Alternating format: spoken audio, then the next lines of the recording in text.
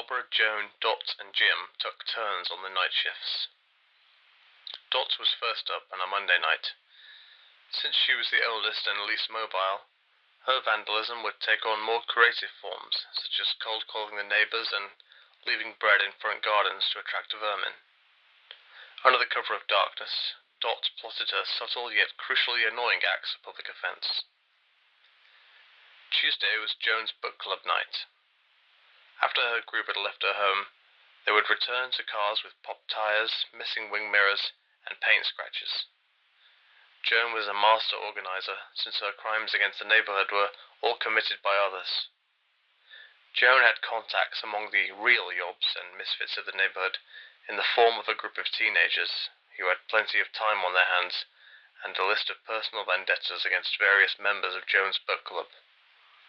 The crooked old head teacher, Mr. Gillespie, and his wench of a wife and deputy head, Mrs. Gillespie, the white knight community officer, P.C. Cooper, and the baker turned local Liberal Democrat MP, David Smith. Joan had these highly respected and also highly reviled members of her inner circle wrapped around her conniving, wrinkly fingers. She was the puppet master playing the community archetypes against one another in a Tolkien-esque real-world video game. Jim had Wednesdays. Jim's role was simple. He was a simple man, so this suited him. Jim would don one of his various kitschy, fancy dress costumes and scare children in the local park. Jim was crucial to scaring away young families from the area, and this kind of thing spread like wildfire among parents. Jim was hard to pin down as public enemy number one, since his antics and outfits were never the same from week to week. His most daring stunt was dressing up as Robin Hood and scaring dog walkers in the woods. He hid in a small tree and screamed at passers-by while shitting his pants. The police reports were filed and a message to the community was sent. Look out for a man wearing green tights hiding in the trees who may or may not be covered in his own feces. That costume was never used again. Lastly, Barbara would stay out all night on Thursday and gently distribute people's rubbish from their bins that were put out for Friday morning collection. Barbara acted as a sort of restorer to the gentle chaos of the early week.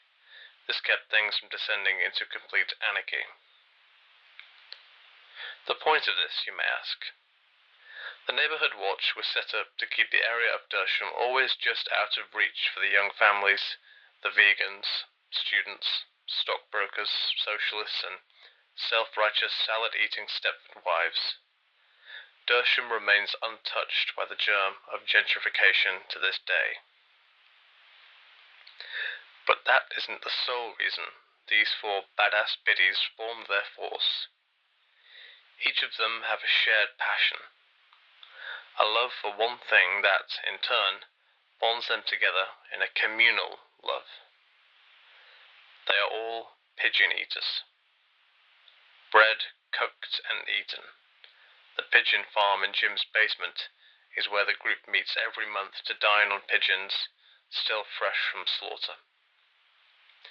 The evenings are not spiritualistic, religious, or spiritual experiences, but rather a form of role-play.